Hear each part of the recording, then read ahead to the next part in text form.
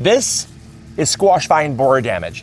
Now this right here is probably one of gardeners' worst nightmares. If you love growing squash and you start to see your plants turning yellow and wilting, they're really anemic and they're growing slowly, and you start to see some kind of holes and some sawdust at the base of your squash plant, that is caused from squash vine borer. Now, the problem is that once you get squash vine borer, it is almost impossible to cure it. Now, in some cases, you can cut the vines open. You can actually extract the little grub that is the squash vine borer itself. You can remove that, but in many cases, it will grow, it will hatch, and the plant is trying its hardest to scar over and to continue to grow, but most of the vascular system of this plant is done for. And so you'll notice it is still growing, but not nearly enough to put on any meaningful production. And it's ultimately just going to die a slow, very slow death. And it's better just to pull it out because the stress is only going to bring on more pests and insect damage. But there's one thing that you can do, one thing in my experience that isn't foolproof. Unfortunately, there's not much things that are foolproof. We'll talk about one moderately foolproof way to prevent squash vine borer, but it's a little bit impractical. I'm going to give you a practical one thing that I have found to be more reliable than anything to preventing squash vine borer. And what is that one thing? It's plant later. It sounds crazy that just planting later can reduce the amount of squash vine borer damage by up to about 90%. But in my experience, that's true. And that's the case here. This row of zucchini was planted just 4 weeks after that first row of zucchini that you saw. The amount of plants affected by squash vine borer on that first row was 6 out of 12 plants. That's 50% of our plants were affected. Here, none. Not a single plant has squash vine borer damage. And you might think, oh, well, Luke, you probably sprayed something on, you just don't want to tell us. No, just 4 weeks difference, that's it. That is the only thing different. 4 weeks. Why is that? It's because squash vine borers, now not squash bugs, this is not to be confused with squash bugs. I'll have Hannah, our videographer, throw up this squash vine borer versus squash vine or squash bugs. Squash vine borer is a white grub that looks like the grub from the Lion King, it looks like those. Squash bugs look a lot like stink bugs or box elder bugs. They're very similar to those bugs, not to be confused. There's nothing sprayed on these, nothing at all. The reason why 4 weeks makes that big of a difference is because squash vine borer have a very specific season. This goes back to why I state that sometimes I won't even plant zucchini plants in the summer, because from about June, mid-June, till about late July is peak squash vine borer season. We already had some plants in the ground. Those are completely affected. We planted these plants about the later part of July. These plants were planted about July 20th, I believe.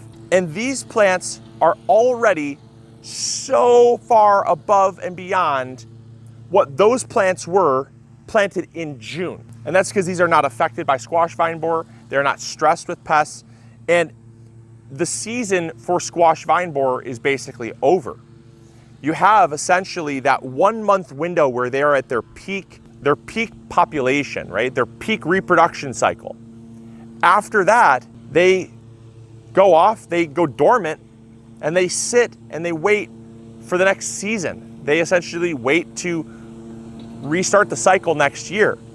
And so you have a case in which planting sometimes a fall planting of zucchini can be far more effective, and you get far more zucchini than one that is planted in the summer or peak season.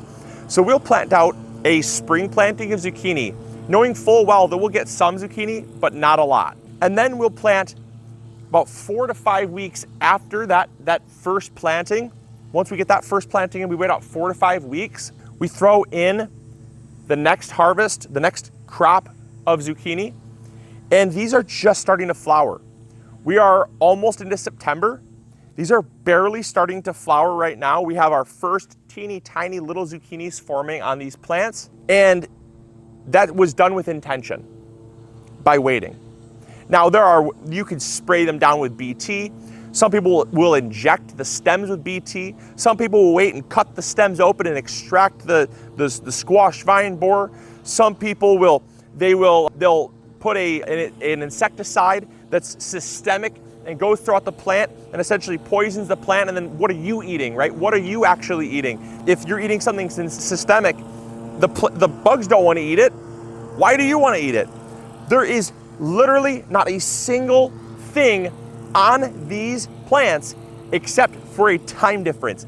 That is the most incredible difference, in my opinion, and why this tip is something that I cannot talk highly enough about. Wait 4 to 5 weeks, plant your zucchini in successions, and you should find, not 100% foolproof, but you should find about a 90% decrease in squash vine borer presence. So I talked about how there was one additional way that you could basically completely reduce your risk of getting squash vine borer, and it was a bit impractical, but it was effective. And this is that solution. And this solution is by planting squash plants that are not in the same family as zucchini. These are Seminole pumpkins, but there's lots of different examples. One of the most popular examples would be like tromboncino squash, or like cucuzzi squash. They're beautiful, long, kind of zucchini-like squashes. They grow on a vine. A lot of your vining squashes are not as susceptible, or not susceptible at all, to squash vine borer. So is it going to be a zucchini? No, it's not. That's why it's a little impractical. But you're not going to see squash vine borer on your Seminole pumpkins. You're not going to see squash vine borer on your cucuzzi squash. It just doesn't happen. That's not a host plant for them. And the reason why is because the stem of the squash needs to be thick enough in order to host essentially the young baby squash vine borer larva. That larva needs to pupate inside of the stem, and if the stem is small, like it is in the case of this Seminole pumpkin here, or in the case of your cucuzzi squashes, it's not large enough to host them. It's too small. The vascular system is just too small. So you can always do that as well. But I hope that this tip really helps. I know that it's probably too late for a lot of you to consider planting out squash, but for some of you, it isn't too late. And so if it's not too late, what I'd recommend you do is to look at your first fall frost, right? Get that date and count backwards and see if you have 45 to 50 days. If you have more than 50 days until your first frost, throw some zucchini seeds in the ground right now. Stop this video, don't even watch till the end.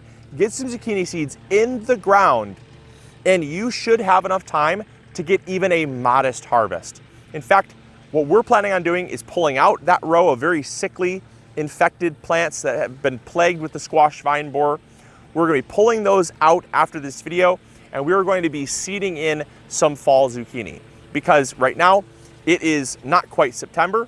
We have all of September and we have most of October. We have roughly about 60 to 65 days of frost-free days left. If we get a late frost, like the frost does not come as early as it normally does, we get extra days, bonus growing days. We can also cover our plants with protection if we really want to, and we get extra days on top of extra days. So it is definitely feasible. We plan on doing that because it is a great way to grow. It is a great way to grow squash vine borer-free plants, and it's also great because it's a time of the season when most gardeners never consider growing squash because they think that squash is a summer crop. And yes, it can be, but you have a lot of challenges of growing in the summer. So I hope you guys enjoyed. I hope you all learned something new. Let me know in the comments box down below if this tip helped, if you plan on implementing this tip, or if you've implemented this tip and the results that you got. I would love to know. So as always, thank you guys so much for watching. Remember to like and subscribe if you did enjoy, and we'll catch you all on the next episode. Grow bigger, everybody. See ya. Bye. Hey, thank you so much for watching today's video. I really appreciate it. If you enjoyed, consider clicking this one. You'll probably enjoy it just as much. I want to thank you for your viewership because without it, this channel would not be as amazing as it is. Also, if you haven't subscribed, consider subscribing. It's free, and we upload videos every Monday, Wednesday, or Friday. We also have vegetable seeds, fertilizer, or tools. If you need any of those, consider visiting MIgardener.com. Links will be in the description box below. We've got you covered. And as always, we'll see you all in the garden. Take care. Bye.